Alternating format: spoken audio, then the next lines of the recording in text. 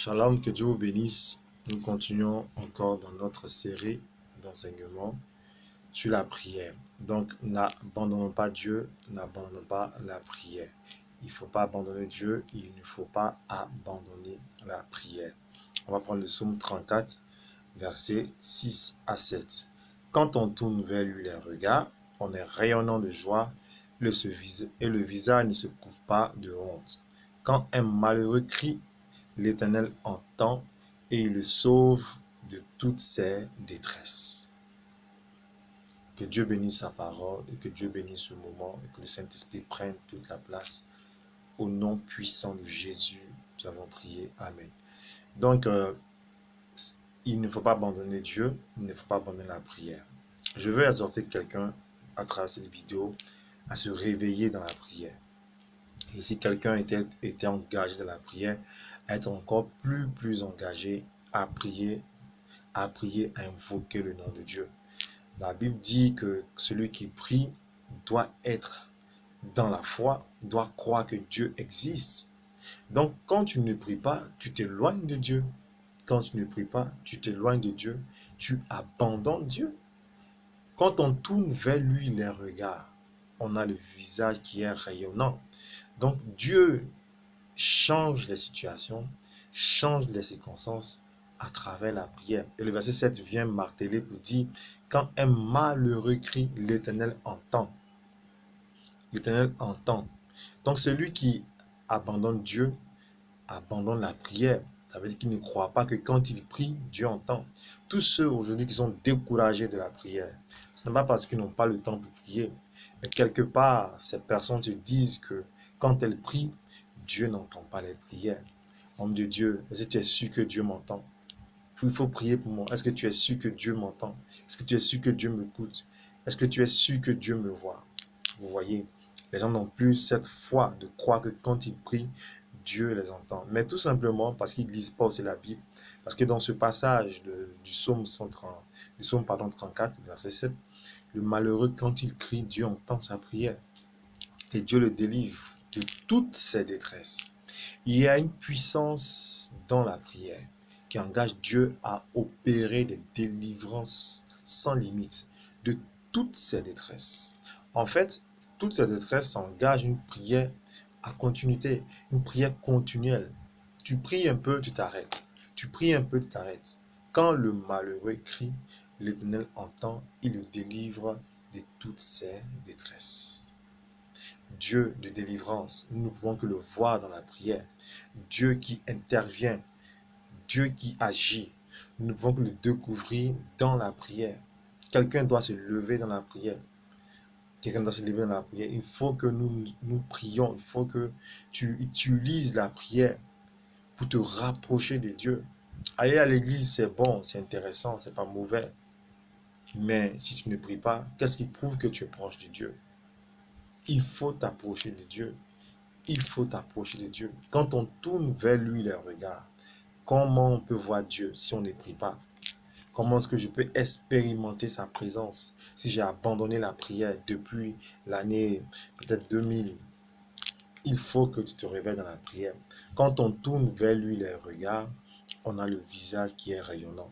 La situation que tu traverses veut donner une lumière à ta figure, veut donner un visage sombre. Mais si tu tournes ton regard vers le Seigneur, je t'assure que ton visage va rayonner. Tu vas resplendir la joie, la paix et la honte va abandonner ton adresse. Donc il faut que quelqu'un se lève dans la prière. Nous devons tout faire pour revenir dans la prière. Un chrétien doit aimer prier. On est chrétien pour prier. On n'est pas chrétien pour se balader, faire les achats, faire bavarder inutilement. Non, il faut aller dans sa présence et prier. Peu importe le pays où tu es, peu importe la ville où tu dois prier. Peu importe le statut social que tu dois prier. Même si tu es le ministre, il faut que tu pries. Tu es le directeur, il faut que tu pries. Tu es le pasteur, il faut que tu pries. Tu es fidèle, il faut que tu pries. Tu es marié, tu dois prier. Tu es célibataire, tu dois prier. Tu es fiancé, tu dois prier. On veut te laisser, tu dois prier. Tout le monde doit prier. Quand on tourne vers lui le regard, on a le visage rayonnant, qui ne se couvre pas de honte. La honte peut perdre ton adresse si seulement tu es engagé dans la prière. C'est clair? Si seulement tu es engagé dans la prière. Si seulement tu es engagé dans la prière. Les gens qui prient beaucoup sont des gens qui savent que Dieu entend leur prière. Tu dois être sûr que quand tu pries, Dieu t'entend. Donc pourquoi tu ne pries pas? Dieu est invisible. Comment vas-tu faire pour le voir si tu ne pries pas? Quand les malheureux crient, l'Éternel entend. Il entend. Il entend. Il entend. Bon, tu me diras que oui, homme de Dieu, moi je crois que quand je prie, Dieu m'entend. Mais la dernière fois que tu as prié, ça date. Je peux dire au moins de combien d'années. Donc le fait que aussi que tu ne pries pas, pour que Dieu entende ce que tu veux lui dire, tu mets beaucoup de personnes en danger autour de toi. Il faut que tu te lèves. Puisque quand tu pries, Dieu entend. Donc il faut que tu pries. Mais tu ne pries pas parce que quelque part tu es satisfait un peu de ta situation. Donc tu as abandonné la prière et tu mets tout le monde autour de toi. Les personnes pour qui tu as appelé à prier, tu ne pries pas pour ces personnes. Et voilà les situations qui se présentent autour de toi. Et tu es là, tu constates quelque part avec amertume, quelque part avec un peu de regret, quelque part avec un peu de joie. Parce que si ce sont des ennemis, tu seras dans la joie. Non, il faut que tu pries. Si Dieu t'entend, il faut que tu pries. Il faut que tu exposes des situations dans la prière. Il faut que tu invoques son nom. Il faut que tu demandes son intervention dans la vie de quelqu'un afin que son nom soit glorifié. Dans les deux cas, nous devons continuer de prier. Toi qui es découragé, il faut que tu pries. Toi qui pries toujours, il ne faut pas arrêter de prier. Parce que si Dieu t'entend, il ne faut pas mettre une pause. Il ne faut pas dire je suis en vacances, je suis en congé. Nous devons continuer la prière. Nous devons nous lever dans la prière. Et je précise et j'insiste dessus. Je m'en fous de qui est nommé dans l'église qui ne prie plus. Il ne faut pas regarder les gens. Il ne faut pas regarder les titres. Je pense que c'est l'une des choses qui crée toute cette faiblesse au niveau de l'Église. Les gens portent des titres, mais en réalité, ne sont pas des grands agents dans la prière. Ne sont pas des gens engagés dans la prière. Non, ne regardons pas l'apparence des gens. Frères et sœurs, il faut prier. Il faut se lever dans la prière. Crée un programme de prière et lève-toi, prie pour que les choses changent. Si Dieu t'entend, waouh, c'est tout. Si Dieu m'entend, j'ai tout. Si Dieu m'entend, j'ai tout. Tu héberges une servante chez toi, elle vient travailler. Si Dieu t'entend, c'est tout. Le problème est réglé. Mais on ne veut pas prier et on veut penser à la place de Dieu. Non.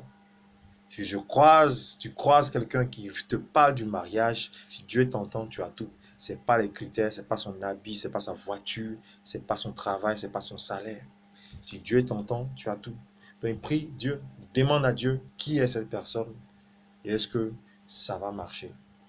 Donc, Dieu t'entend, il faut que tu te lèves dans la prière. Quelqu'un doit se lever dans la prière. Ne laisse pas le diable te faire croire qu'il n'y a plus d'espoir. Ne laisse pas l'ennemi te faire croire que ta vie est sans issue. Or, la Bible dit que quand le malheureux crie, l'Éternel entend et le délivre de toutes ses détresses. On peut mener une vie chrétienne sans détresse. C'est possible. Ce n'est pas tout le monde qui est à l'église qui vit dans la détresse. Ce n'est pas tout chrétien que tu vois qui a un problème, qui vit dans la détresse. On peut avoir certes des défis, mais on peut vivre sans détresse. Il y a des gens qui ont des défis, mais qui n'ont pas de détresse. Par contre, il y a des gens qui vivent toujours en détresse. Détresse, détresse, détresse. Donc, la prière est le remède pour une vie sans détresse. Donc, je t'exhorte à bosser, je t'exhorte à prendre du temps à prier. Aménage ton temps, réveille-toi dans la prière, tu vas faire du bien à ton entourage, tu vas faire du bien à ta nation, tu vas faire du bien à ta famille, et tu vas faire du bien à ton âme. Celui qui prie s'édifie. Celui qui prie s'édifie, se construit, se bâtit et se rapproche de Dieu. Se rapproche de Dieu. N'abandonnons pas Dieu, n'abandonnons pas la prière.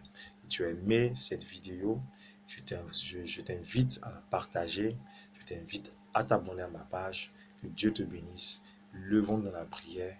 Que le Saint-Esprit te fortifie à te lever dans la prière. Au nom puissant de Jésus, nous avons prié. Amen.